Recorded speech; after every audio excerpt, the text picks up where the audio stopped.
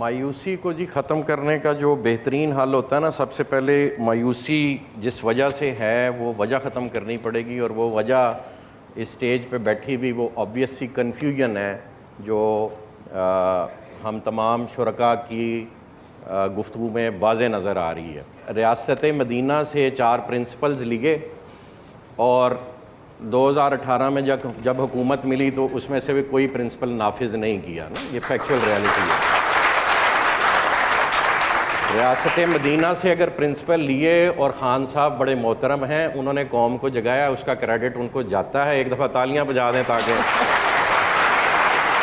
ताकि आपको ये ना लगे कि मैं ख़ान साहब के कहीं से भी ख़िलाफ़ हूँ। मेरी तौबा भाई, ख़ान साहब के ख़िलाफ़ तो ये इसलिए तौबा की है कि ओरिजिनलिटी गुफ्तगू की भी सुननी है ना हमने। अगर मोरालिटी के असूल हमने रियासत मदीना से लिए तो फिर नफाज भी रियासत मदीना के स्टाइल में होगा। एक सवाल है कि ख़ान साहब ने अल्लाह और अल्लाह के रसूल से जंग अपनी कुर्सी पे बैठते ही ख़त्म क्यों नहीं की? वो सूद की सूरत में थी, वो उस तवक्कल की रिक्वायरमेंट थी कि एक अल्लाह का बंदा कुर्सी पे बैठता तो वो कहता मैं एक लम्हा भी नहीं जीऊँगा, मैं अपने अल्लाह और अपने रसूल के साथ जंग की कैफियत में ज़िंदा नहीं रह सकता। ये उस तवक्कल की रिक्वायरमेंट थी। अगर मोरालिटी और एस्टैब्लिशमेंट ऑफ लॉ का प्रिंसिपल उन्होंने लिया तो ये काम भी करना चाहिए था। आप इसका जवाब दीजिएगा।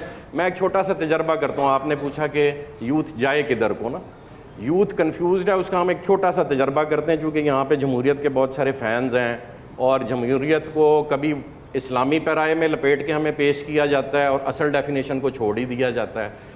इस्लाम में इलेक्टोरल प्रोसेस है, खलीफा की सिलेक्शन भी आवाम करती है और वो इलेक्टोरल प्रोसेस है। दैट इज़ नॉट जमहूरियत।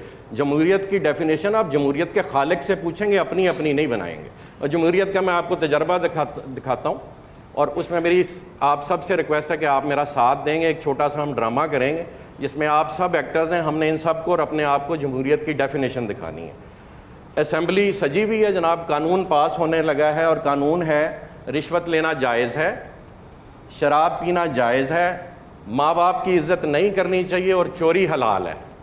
ठीक है। और आप सब जो हैं इतने अके हुए हैं कि आप इन चारों कवानीन को पास कराना चाहते हैं। अब आप मेरे साथ देंगे और ये कवानीन पास कराने के लिए सारे हाथ खड़ा करेंगे।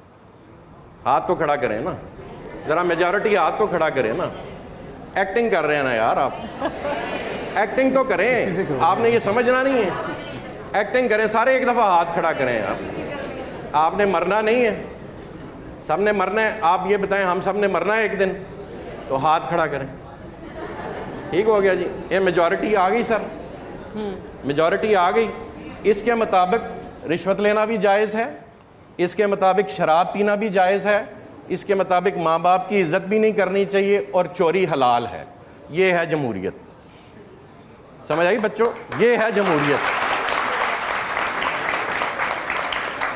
जिस नाम पे आपने ये मुल्क बनाया था उसका तकाजा था कि आप अल्लाह के दिए के कवानीन जो आप और मैं जुर्रत नहीं कर सकते तब्दील करने की, वो इस मुल्क में नाफिज होंगे। सूद नहीं खाया जाएगा। Quran and Sunnah shall not be the supreme law of the country, Quran and Sunnah shall be the only law of the country. कोई और सुपीरियर इंफीरियर लॉ नहीं चलेगा मुल्क में।